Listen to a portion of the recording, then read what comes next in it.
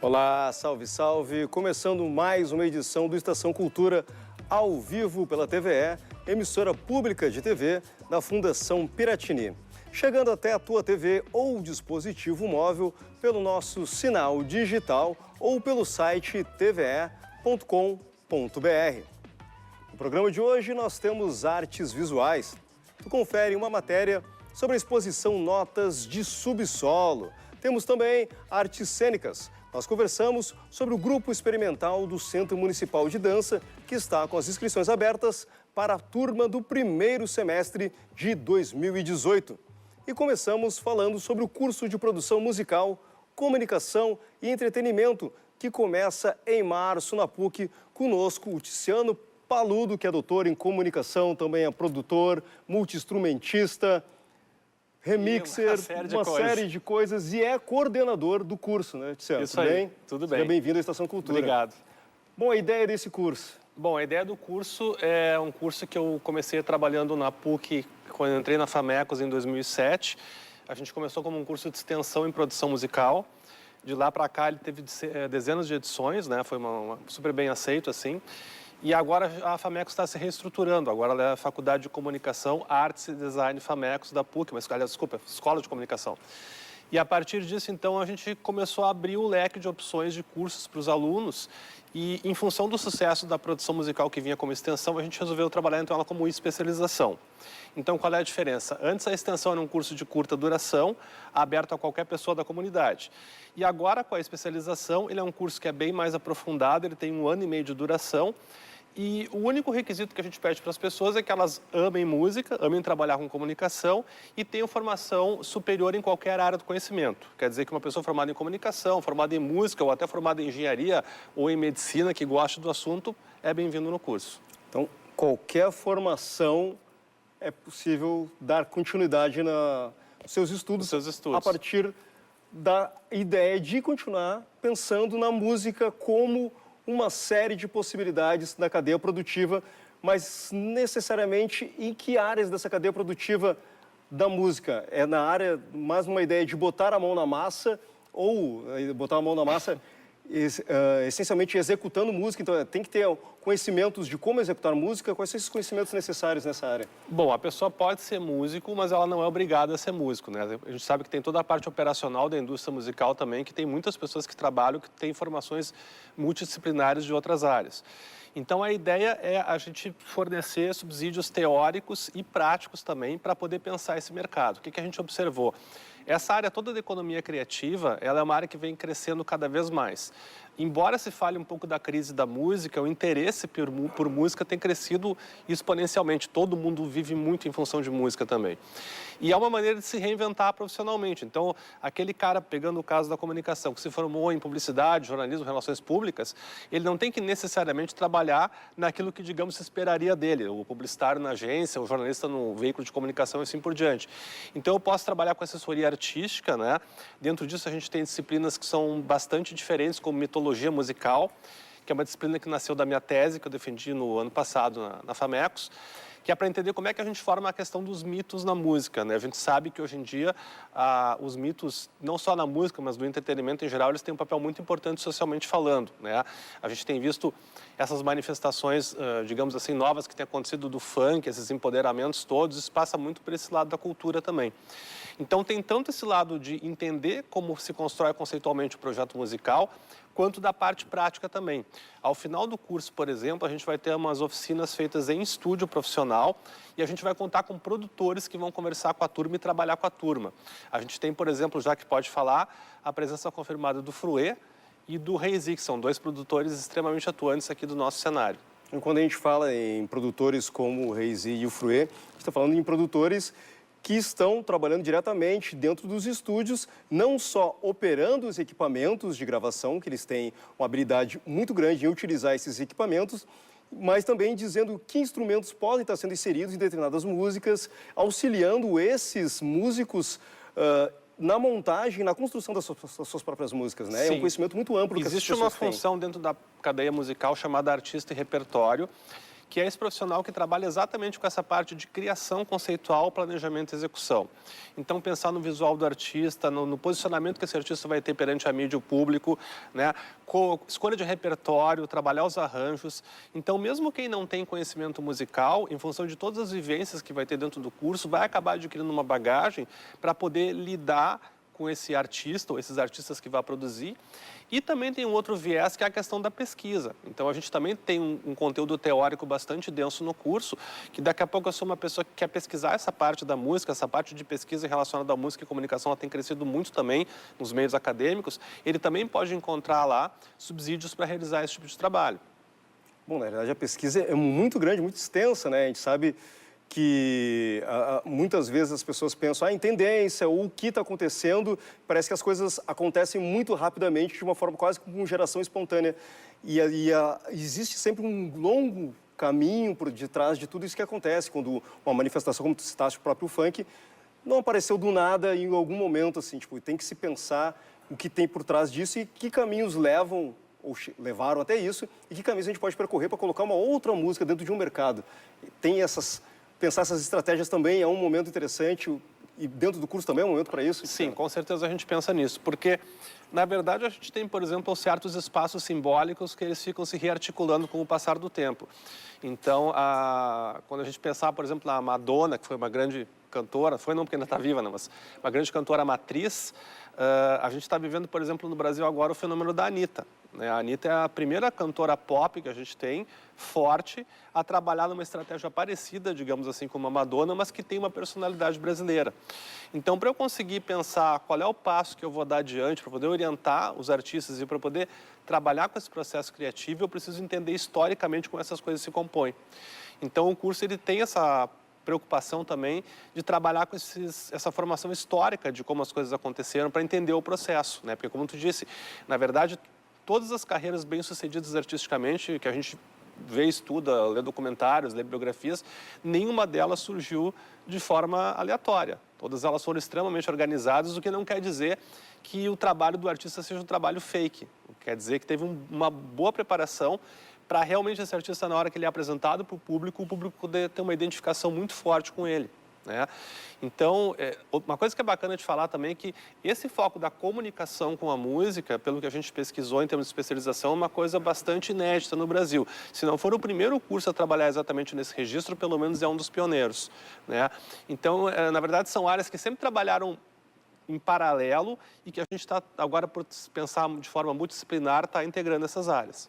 Paralelo ou de maneira de convergente, né? Porque muitas vezes o jornalista ou o comunicador, ele, depois da sua formação, ele acaba atuando e convergindo para a área da música, né? Por uma questão de gosto, ou por uma questão de entendimento ou de se sentir à vontade, mas às vezes não trabalhando teoricamente em paralelo, né? Ou juntamente, né? No caso do jornalismo, embora os cursos, de uma maneira geral, acabem abordando um pouco a questão do jornalismo cultural, mas, pelo menos que eu conheça, não tem nenhuma disciplina de jornalismo musical, né?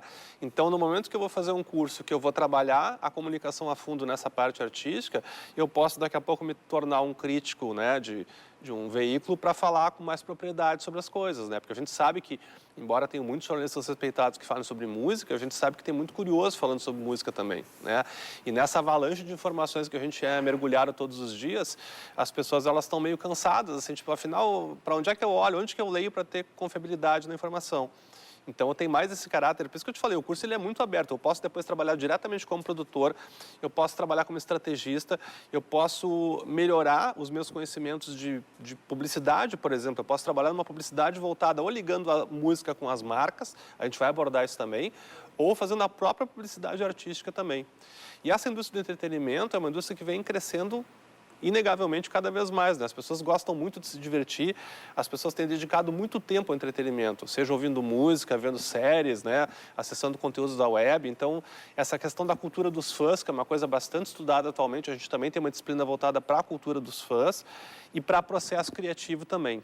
Então, é bastante amplo leque de disciplinas que o curso oferece. Bom, então tá aí uma oportunidade para quem quer se aprofundar nessa seara com esse curso de especialização dentro da Famecos. As informações podem ser obtidas através do site da Famecos ou passando lá na Famecos, na PUC-RS, ali na Ipiranga.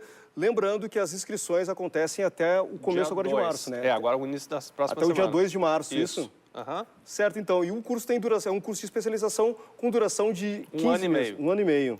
Certo, obrigado, Tiziano. Domício, boa sorte no curso. Valeu. Certo? Bom, agora a gente faz um breve intervalo e na volta nós temos mais informações culturais para ti. Já voltamos.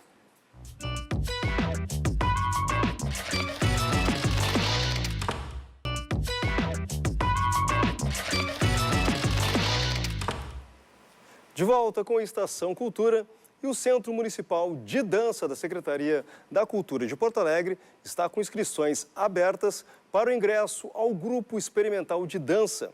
O grupo é aberto a pessoas maiores de 15 anos com ou sem experiência em dança.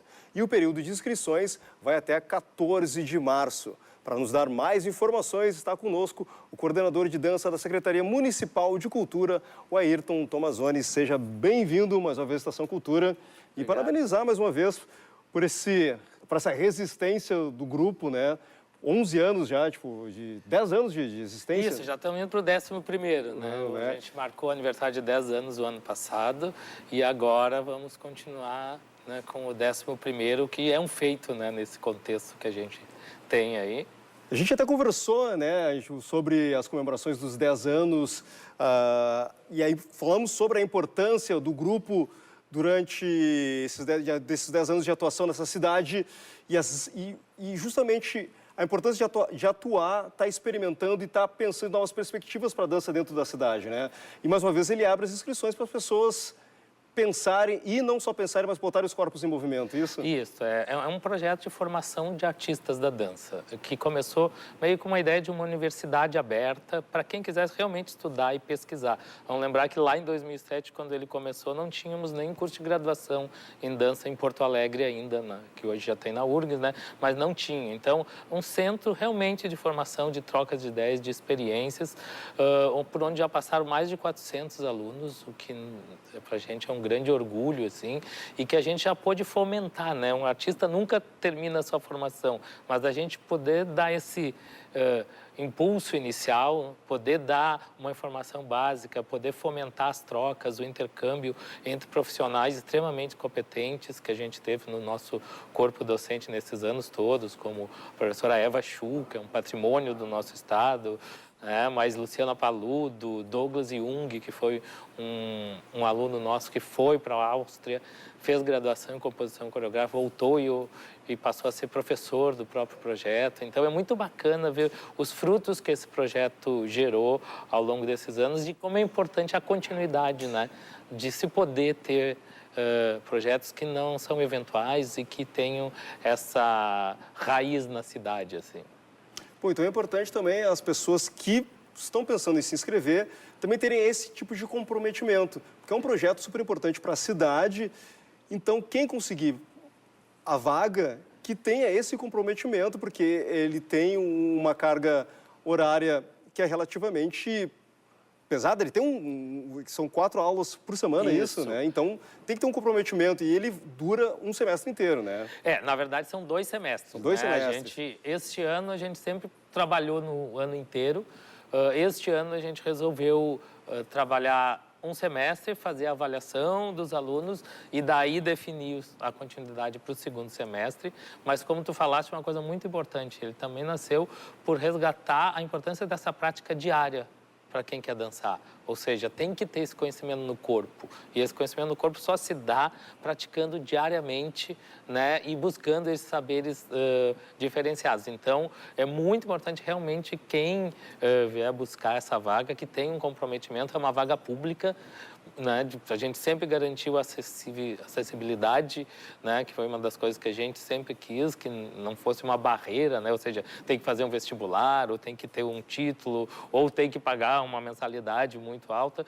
Então, é uma oportunidade que deve ser honrada e valorizada nesses nossos tempos, né? Afinal, é investimento público que está sendo feito ali, e isso a gente discute muito também, né, porque a gente critica muitas vezes essas ações, mas começa por a gente mesmo, quando a gente está num espaço público desse, né, que envolve professores, né, que estão envolvidos, o espaço público que é destinado, a organização e tudo isso.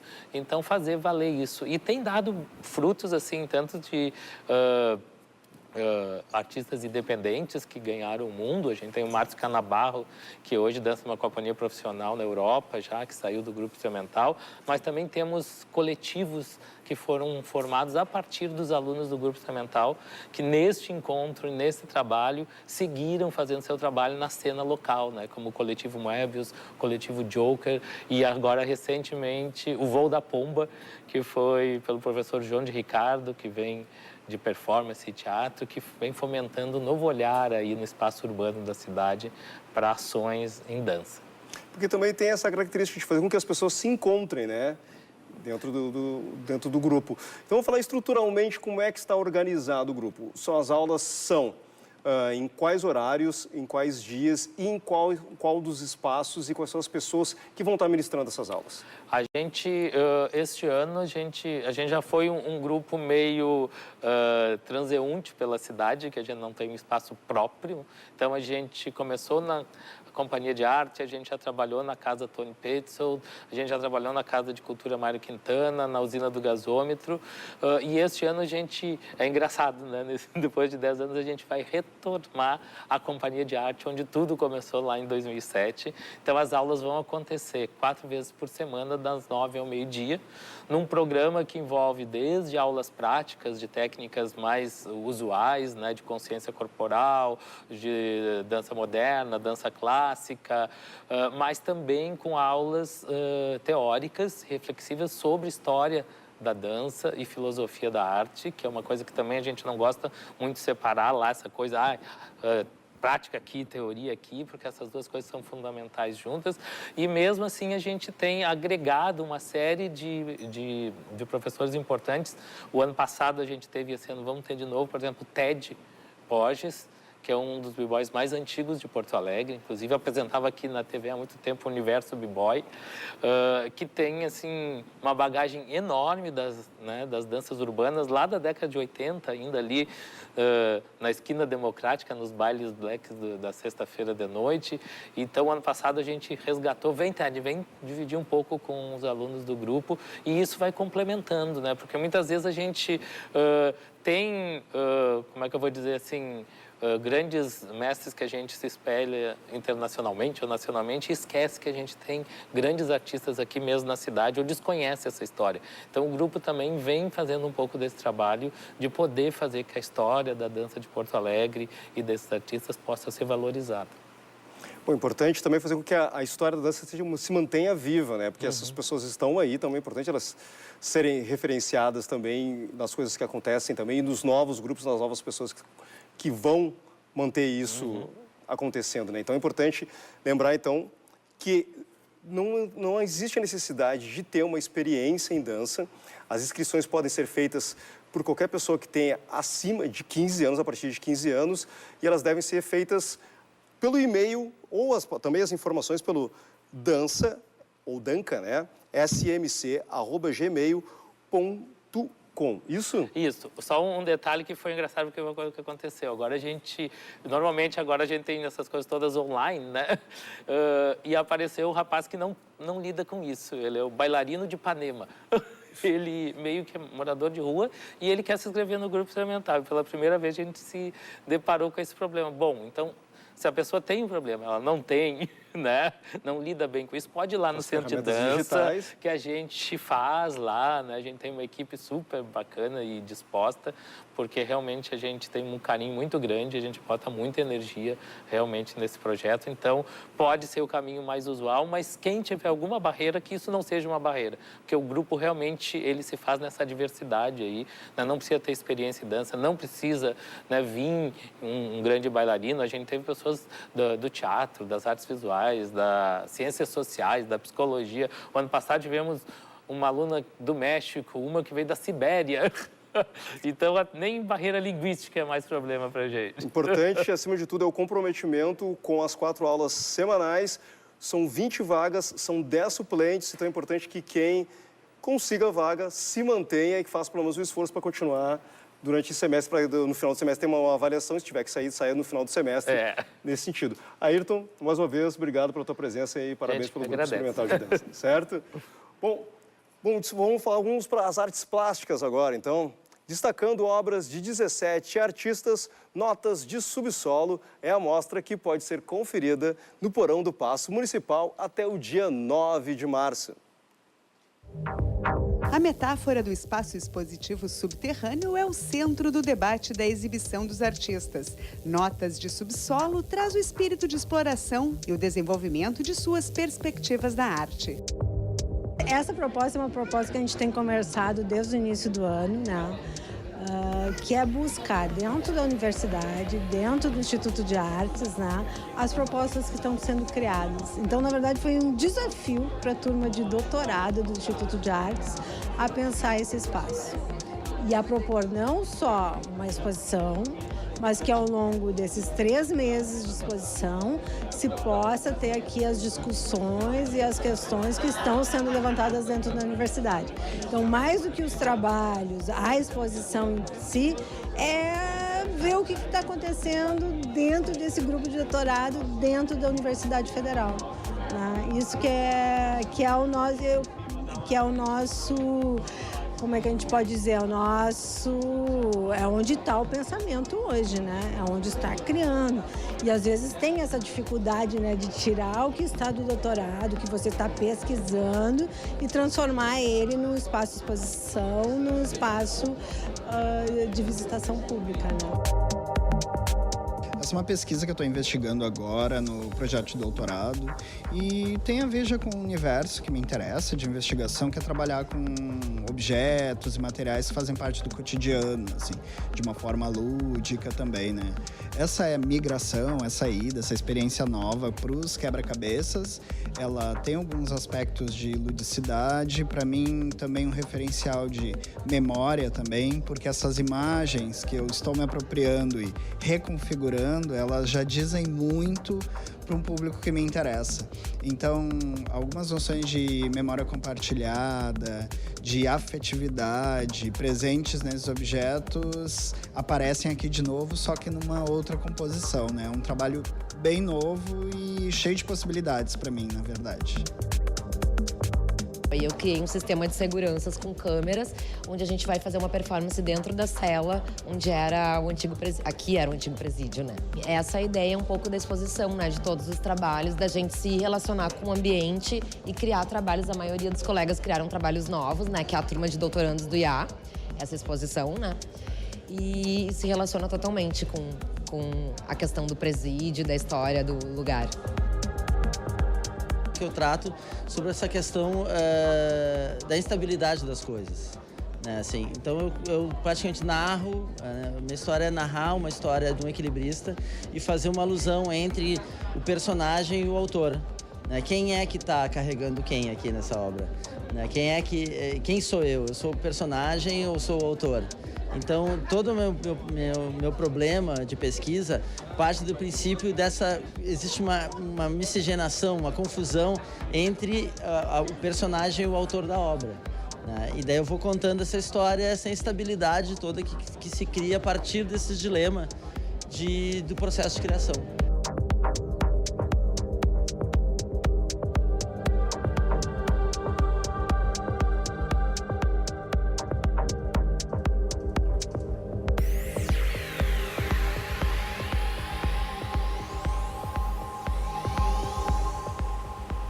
Estação Cultura vai chegando ao final e para encerrar esta edição, te deixamos com a música de Daniela Mercury. A cantora baiana estará em Torres no próximo sábado e o show será gratuito na Praia dos Moles, junto à Praça da Sapiti. Tchau e até amanhã.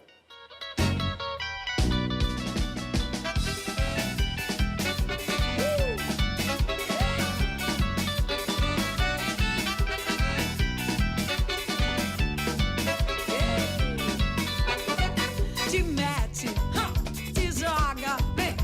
E vem com a gente. Tomar banho de chuva, tomar banho de cheiro. Depois se jogar no banzeiro. Te mete, te joga. E vem com a gente. Tomar banho de chuva, tomar banho de cheiro. Depois se jogar no banzeiro.